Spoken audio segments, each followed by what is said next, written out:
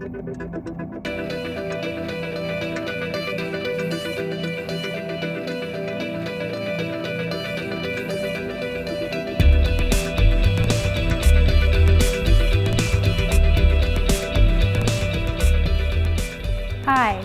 welcome to the Respond to Violence, It's on Us event here at Governor State University.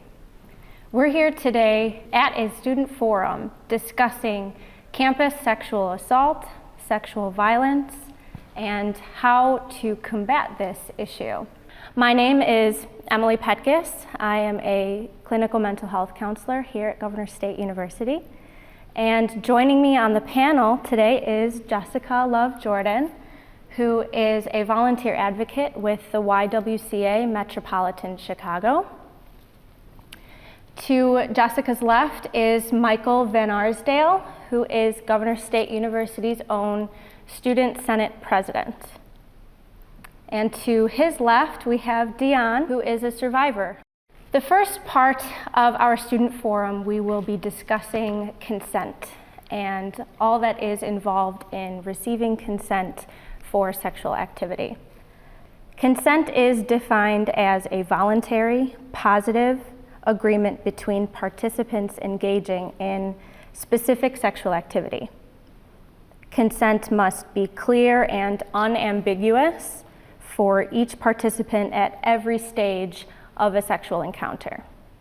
The White House released a report called the It's on Us report, and it stated that there are 1 in 4 women and nearly 1 in 16 male students who experience some form of unwanted sexual contact that is either carried out by force, threat of force, or while they are incapacitated or under the influence of drugs or alcohol.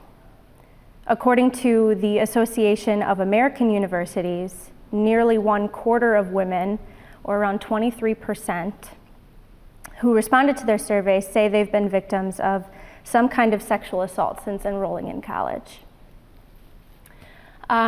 Those numbers are astounding, and they're shocking, and they're really unacceptable.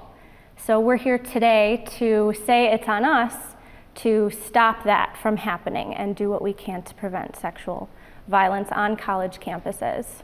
So with that, I'll open up to the panel our first question, which is, what does consent mean to you?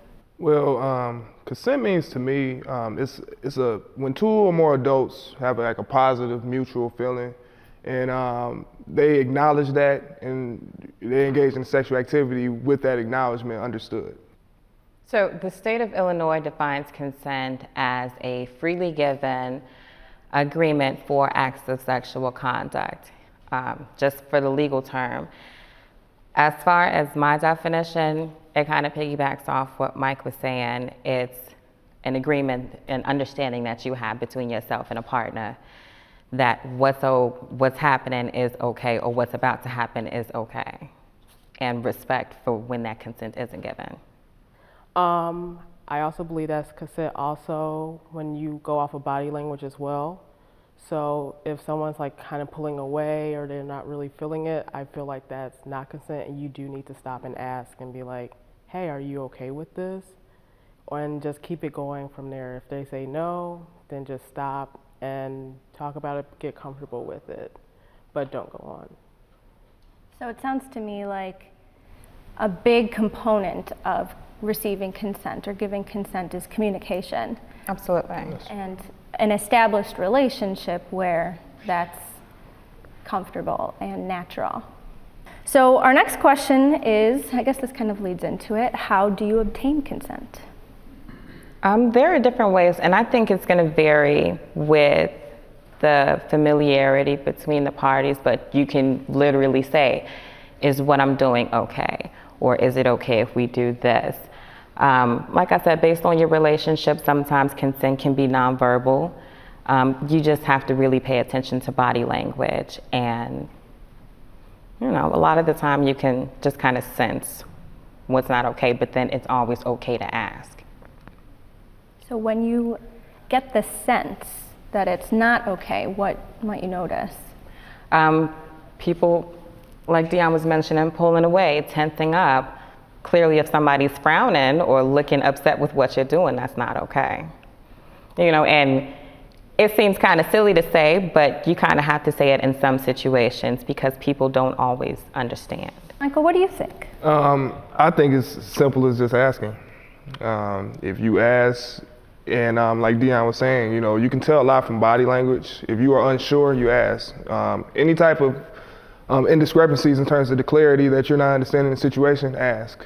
And that's for both men and women, you know, in every situation. You know, before you move on to the next sexual activity that you're about to go into, you need to ask and you need to see if that's appropriate. And you need to see if that's allowable from your partner.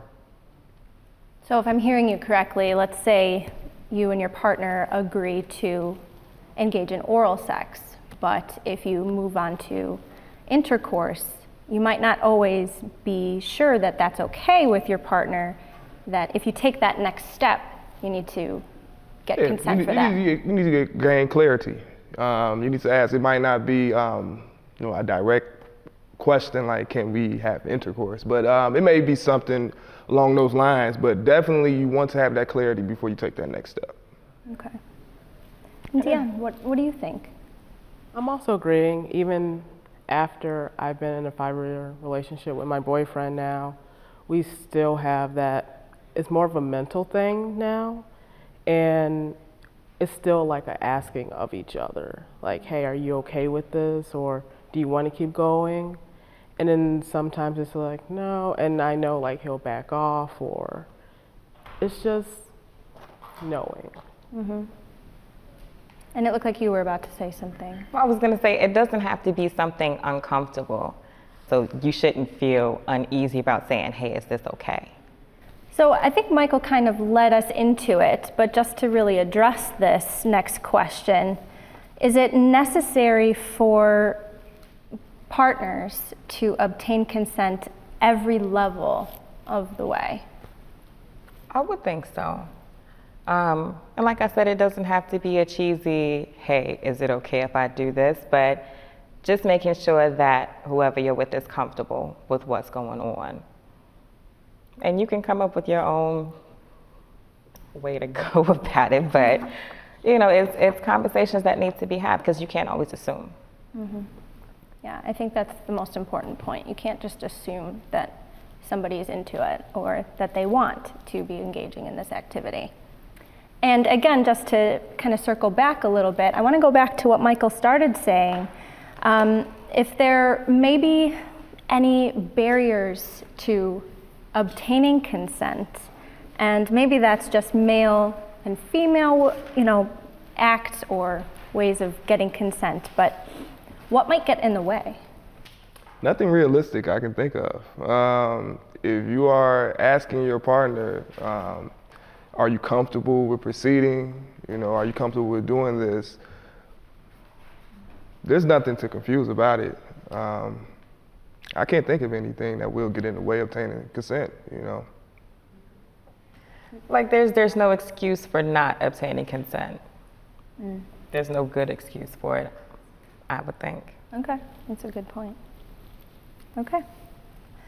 Our next question is for Dion. What happens when consent is not given? When consent is not given, it's a violation of your space. It's a violation of your own personal body, mind, and just being.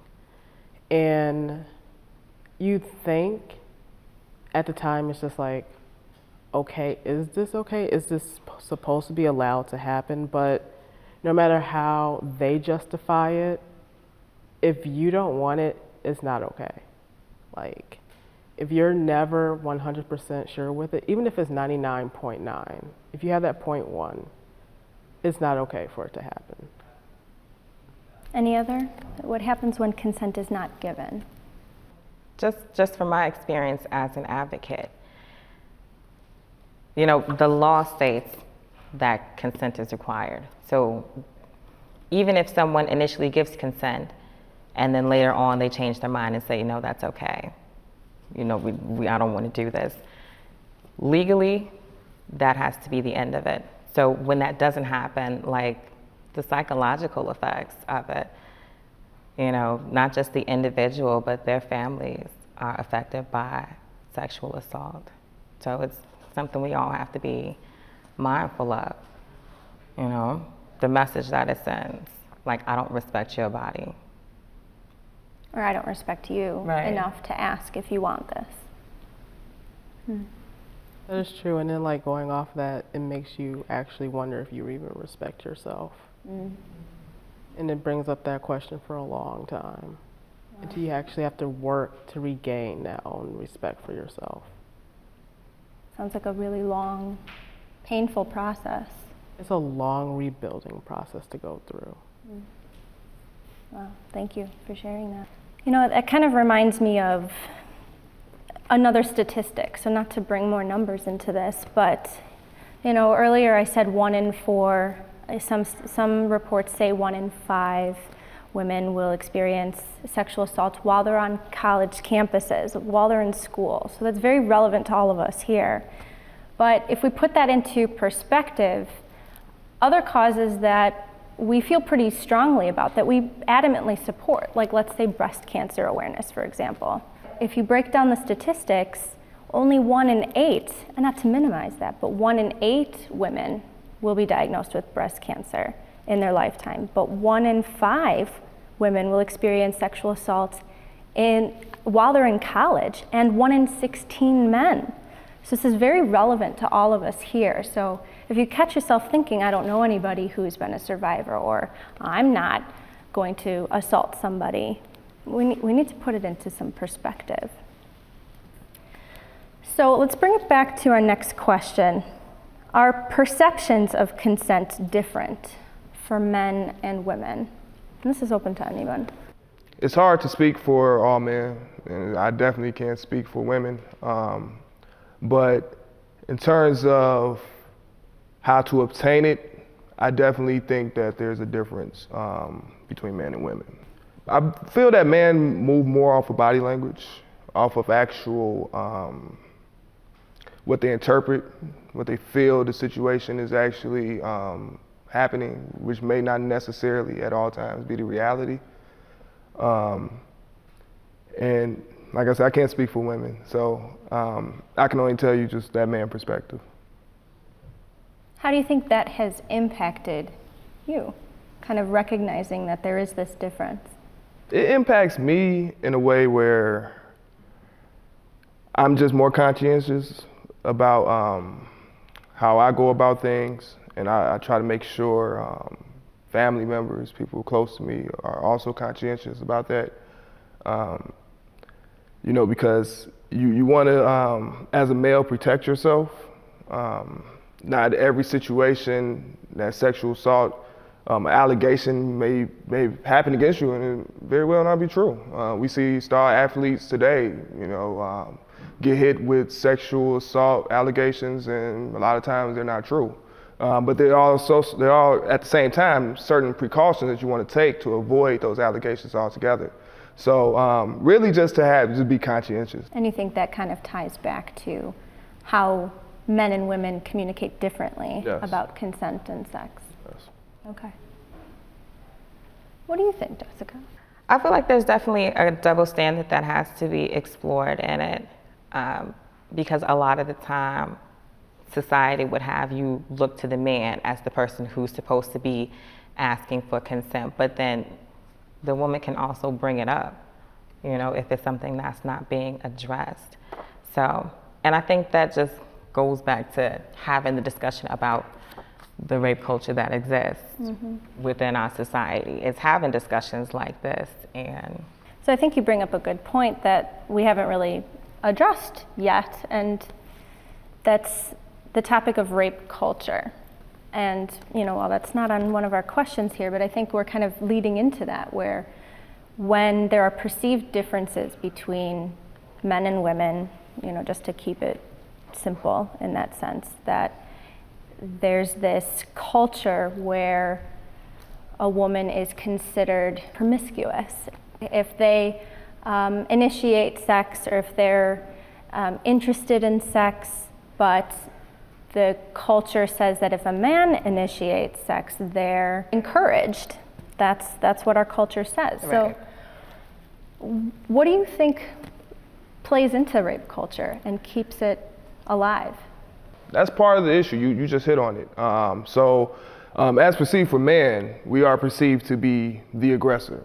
Not every man can understand being aggressive and then being overly aggressive. That's a window that not every man understands, and I think that plays into it. It takes a certain type of experience and education to really, know the difference between the two, whether I'm being aggressive or overly aggressive.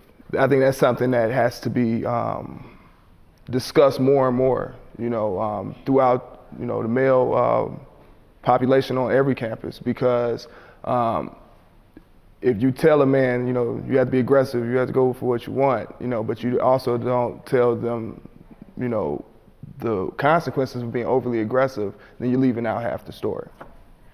The rape culture exists because we don't openly acknowledge it.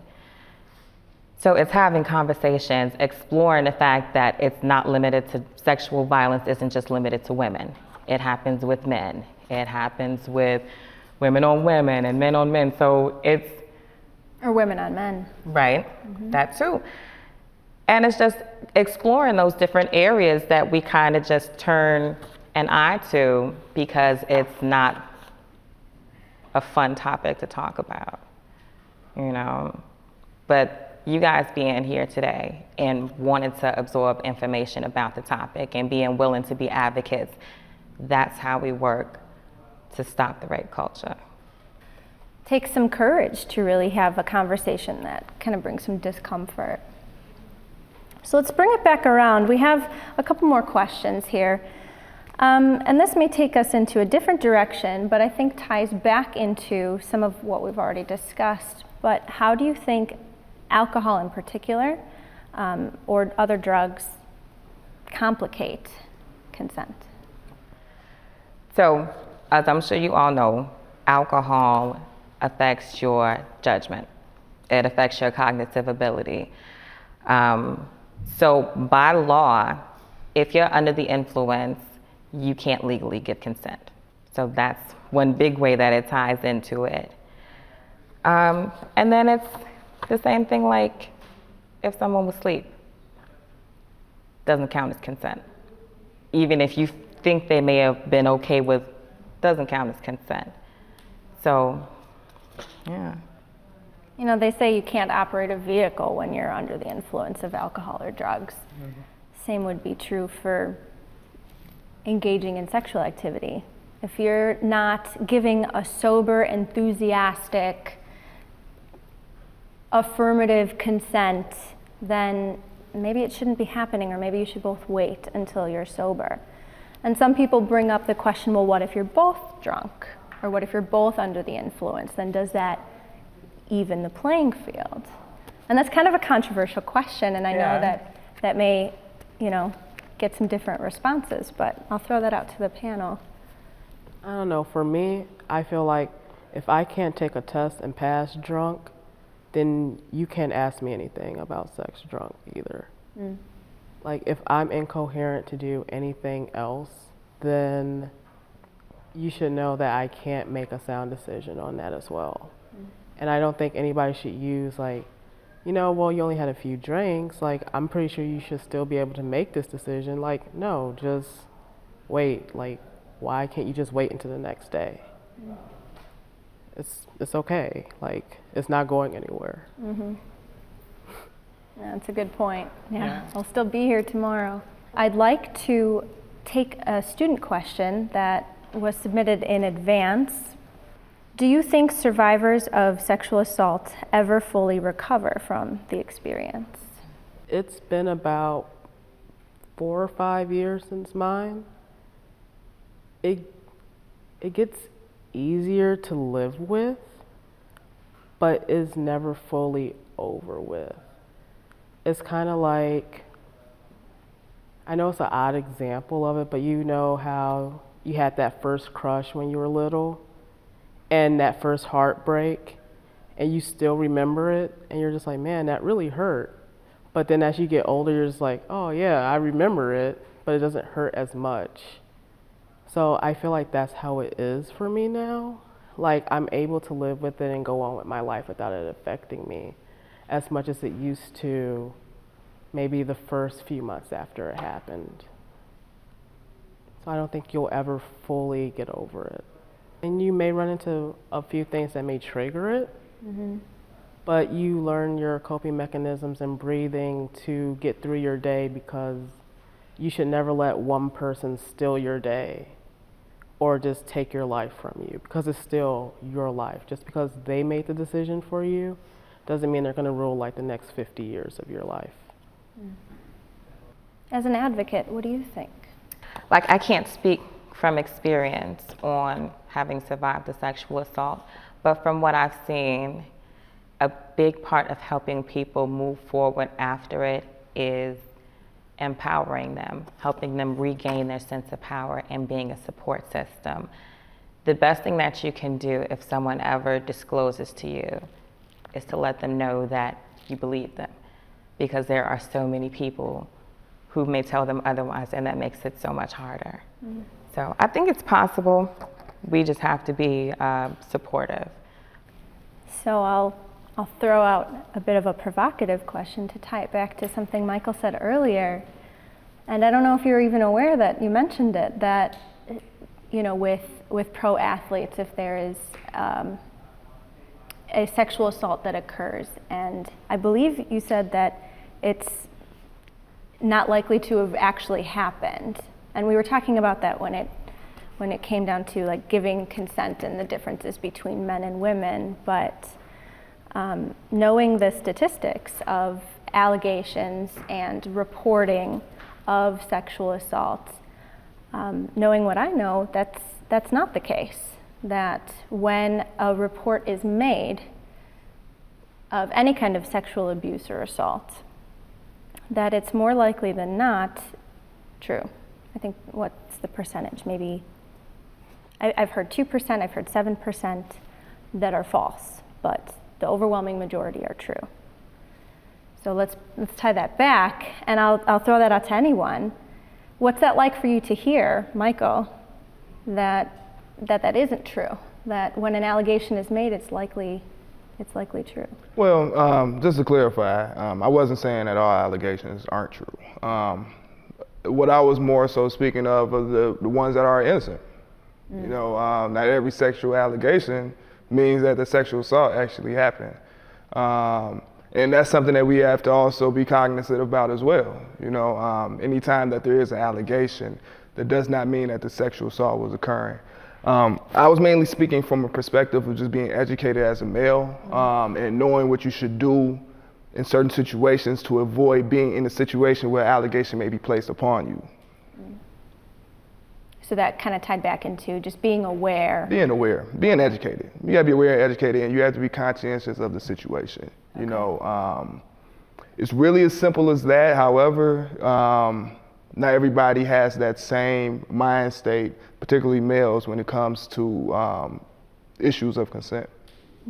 What do you think needs to change in order for that to More improve? conversation. More conversation.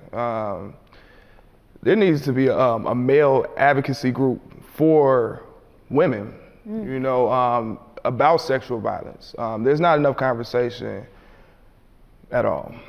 So that's what needs to change. Just we need to start talking first.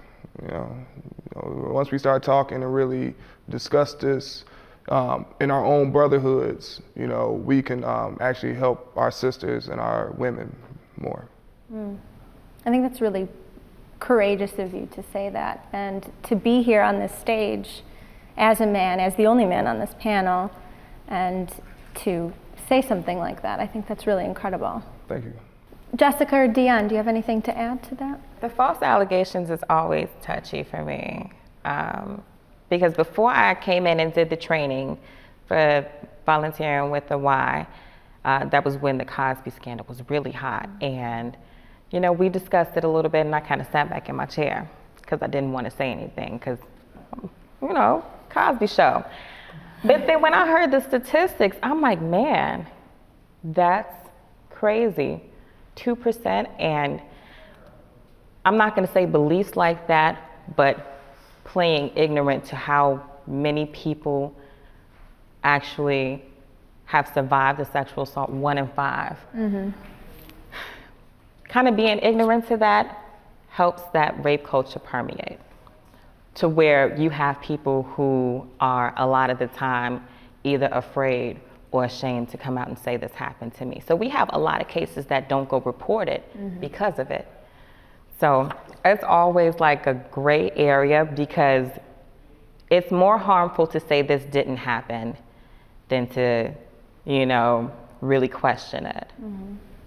I think that perfectly sums up just how important it really is to have this conversation with your partners or with your friends and family, that we need to get consent for any kind of sexual activity that we engage in. And just to have the conversation about sexual violence in general, because the more we communicate about it, the more comfortable we are and the more we understand and the more aware that we are.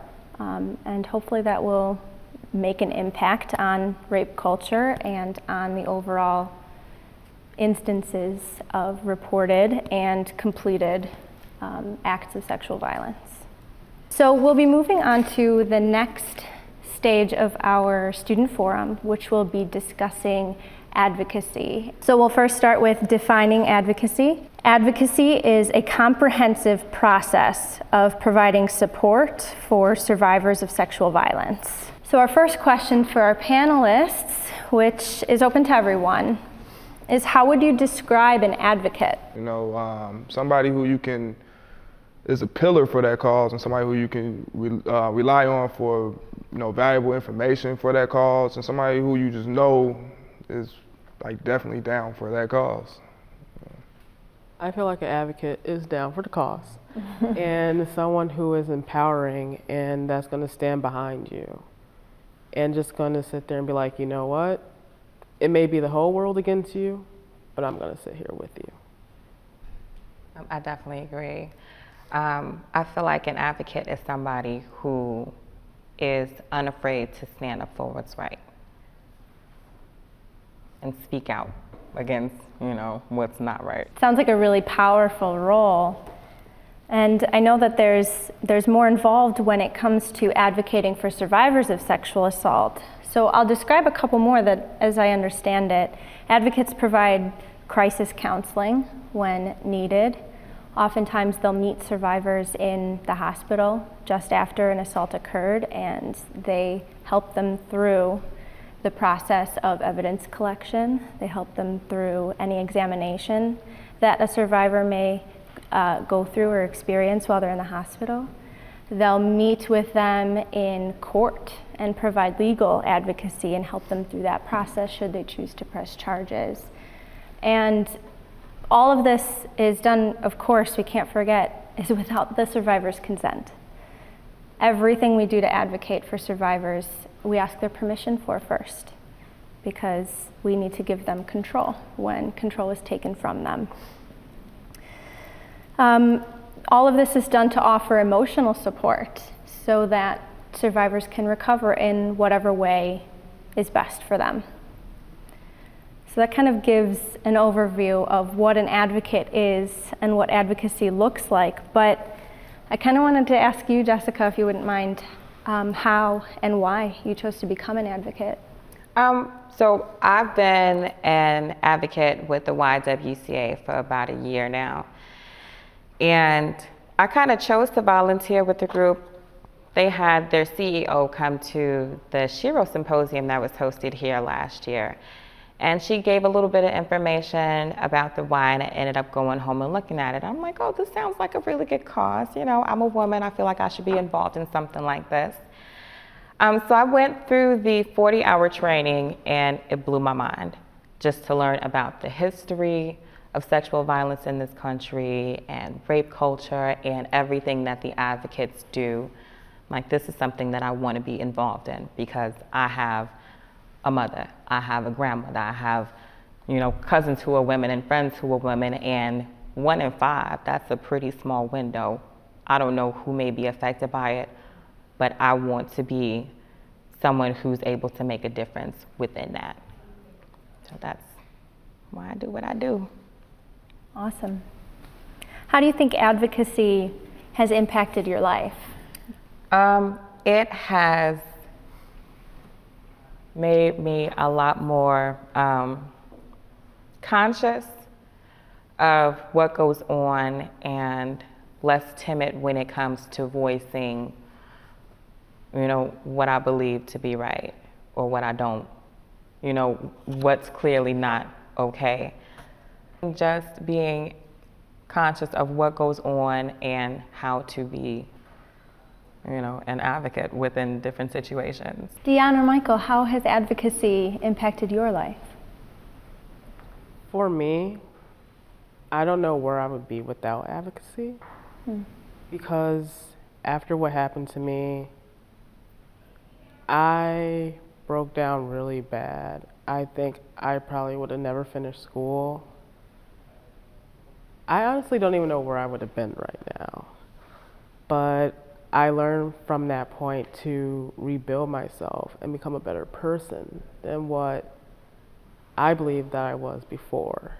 Now I know about boundaries and different things and, to speak up and voice my opinions more. And that's a big part of life. And so I appreciate advocates a lot. So it sounds like the advocates in your life did what they needed to do to help you feel empowered. Oh, empowered, put together as a whole again. Yeah. Preventing sexual assault and engaging men in prevention programs can change attitudes like we were discussing before, like rape culture and the attitudes that are involved in that. So my question is, what do you think the role of an advocate would look like for men? It's like we hit on it. It's about talking. Educate your family, educate your friends, and your loved ones and everybody around you. If you inform your friends about what's right and what's wrong, if you hear anybody say something that's questionable, you're supposed to check them right there. I mean, that's your right, and that's your duty as a man to do that.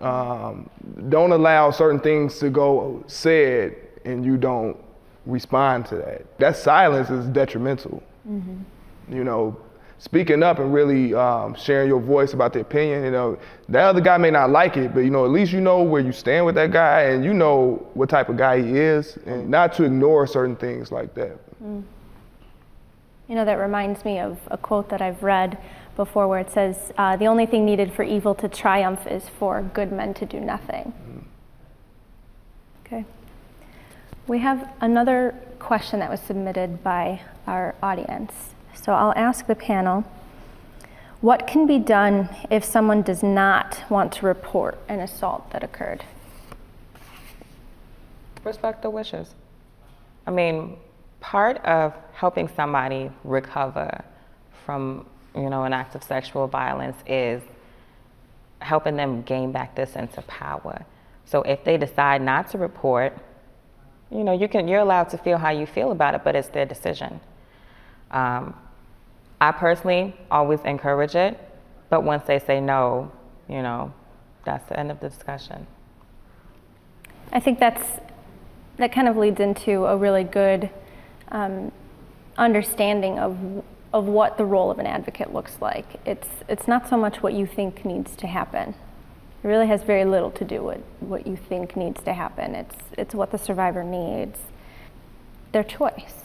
And as advocates, we need to help them regain a sense of control and regain a sense of power and choose to move forward in the best way for them.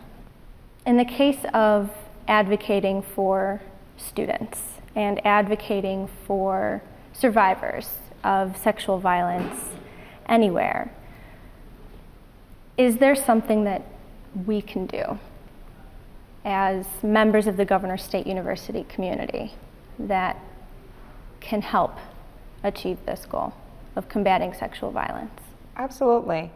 And it doesn't have to be a grand gesture. It can be something as simple as seeing a friend home. Or if you're at a party and you notice somebody is too drunk to be making sensible decisions, make sure they're okay. So it's all the small things that count. Like, and piggyback off Jessica, provide give them a ride home or walk them home, or, make sure they call or something like that, It's really, something simple to put their mind at ease, but something put your mind at ease as well. So, just little things like that.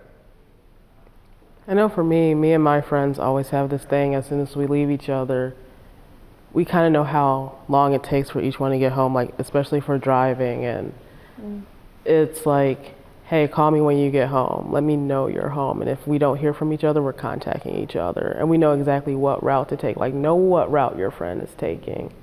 So if something happens, you know exactly where they are. You know exactly what's going on.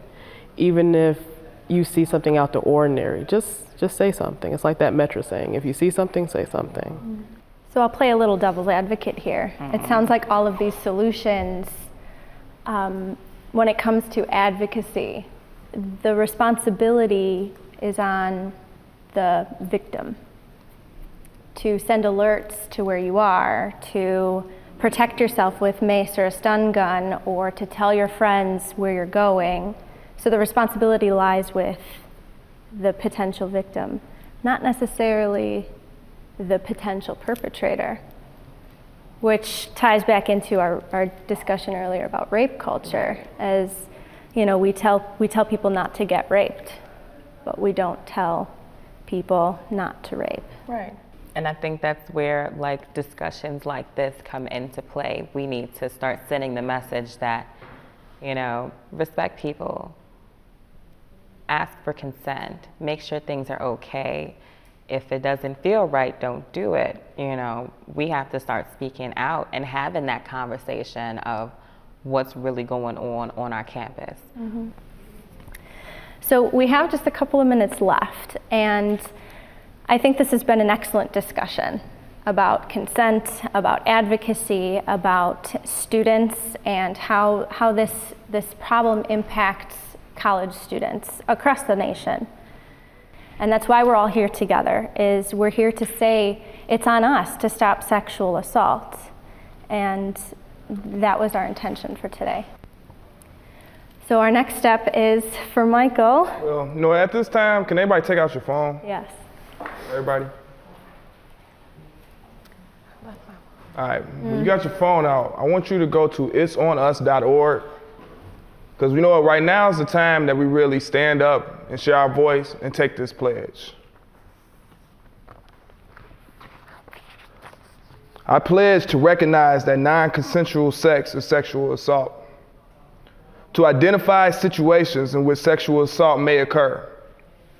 I pledge to intervene in situations where consent has not or cannot be given.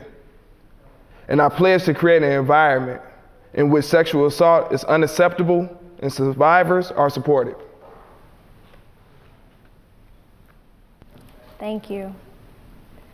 So as you're all taking the pledge right now, you can share it with your Facebook friends, you can tweet it for all of your followers, and you can let everyone know that you're standing up to combat sexual violence, especially on college campuses. So thank you for joining us. Thank you to the team for putting this together, and let's stand up and say it's on us to prevent and stop sexual violence.